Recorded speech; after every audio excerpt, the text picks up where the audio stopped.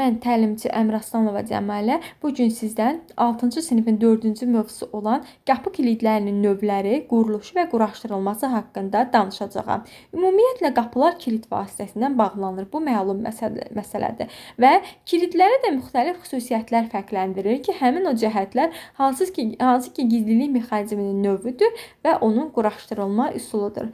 Hər bir kilid də gövdə, siyirmə və məxnilik mexanizmindən və onun təkrar olunmazlığından ibarətdir və etibarlılıq və keyfiyyət bu meyarlarla ölçülür. Qapı kilidlərinin neçə növü var? 3 növü var. Əvvəl köhnə kitabda 2 növ var idi. Artıq yeni nəşrimizdə 3 növü mövcud olur. Hansı ki üstdən qoyulma, taxma və asma kilidlər. İndi gəlin üstdən qoyulma kilidlər haqqında danışaq. Adətən üstdən qoyulma kilidlər taxta qapılar üçün taxta qapılar üçün istifadə edilir və hansı ki bu növ kiliddən istifadə edən zaman quraşdırma daha asan rol oynayır. Bir qayda olaraq üstdən qoyulma kilid qapının qorunmasında mühüm rol oynayır. Qorunmada mühüm rol oynayır.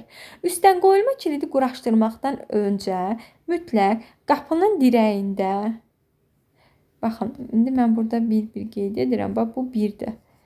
Qapının dirəyində döşəmədən 1,2 metr hündürlükdə kilidin yerini müəyyən edirik. Deməli, birinci oldu 1,2 metr hündürlükdə kilid yeri müəyyən edirsiniz. Karandaşla bərkici lövhə üçün novun yerini nişanlayırıq.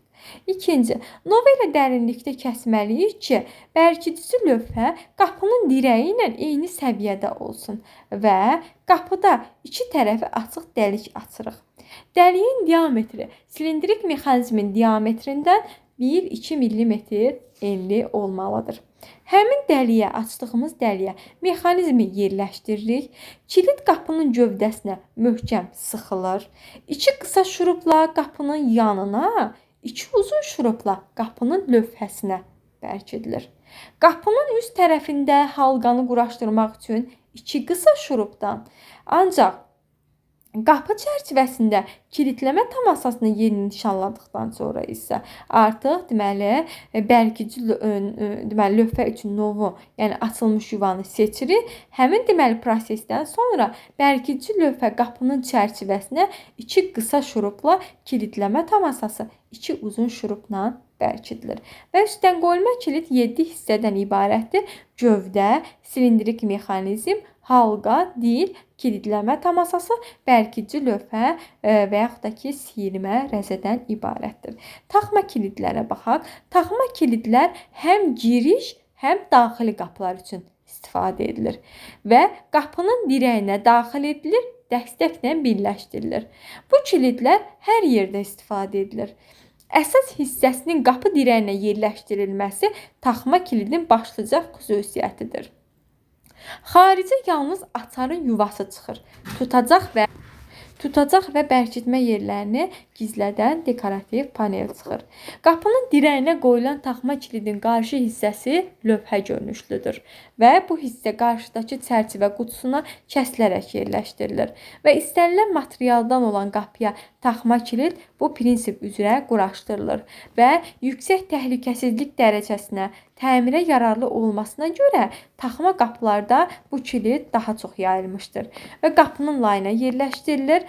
Hansı ki yerləşdirilən üstdən qoyulma kiliddən fərqli olaraq taxma kilid qapının dirəyində açılmış xüsusi bir oyuq olur ki, həmin oyuğa quraşdırılır və 3 hissədən ibarətdir. Kilidləmə tamasası, bərkidici lövhə və gövdə. İndi isə asma kilidlər haqqında danışaq. Asma kilidlər daha geniş yayılmışdır.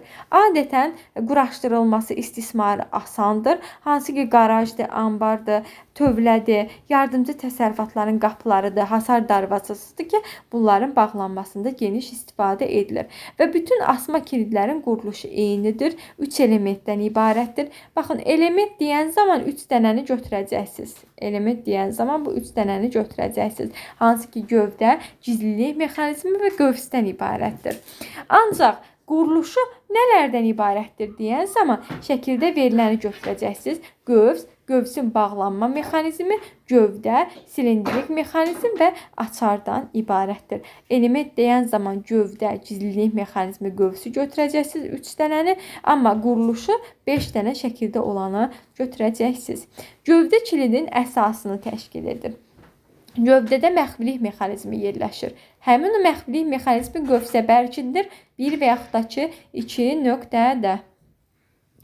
Gövdə məxfilik mexanizmin qövsün davamı olaraq bağlanma elementinin deməli bir hissəsinin qorunması rolunu oynayır. Hansı ki, deməli quruluşu da qövsdür, qövsün bağlanma mexanizmidir, gövdədir, silindrik mexanizmdir və açardan ibarətdir. Deməli kilidin əsasını gövdə təşkil edir. Əsas hissəsini məxfilik mexanizmi təşkil edir. Hansı ki, o kilidin qövsünün bağlı vəziyyətdə saxlanmasını təmin edir və icazəsiz açılmasının qarşısını alır. Kilidləmə elementi polad qövsdür. Yəni müəllimlər, baxın bu hissə poladdan hazırlanır, polad qövsdür. Və qapıların kilidlənməsini bu hissə təmin edir. Bir qayda olaraq qövs bəndə taxılır. Bənddəki bu qapının bu hissəsində yumru 2 dənə halqa olur. Bura taxılır deməli və qövs bəndə taxılır. Bəndin daşınan və sabit elementləri var. Hansı ki o bənd belə deyim də qapıda 2 yerə vurulur. Biri qapının o daşınan hissəsi, yəni açıb bağladığımız o hissəsinə, biri isə çərçivəyə vurulur ki, onun ikisindən həmin qıfılı salaraq, həmin o asma kilidi salaraq qapını bağlayırıq. Bəndin daşınan elementi qapı və yaxud qapaq adlanır. Sabit elementləri isə qapı çərçivəsi adlanır.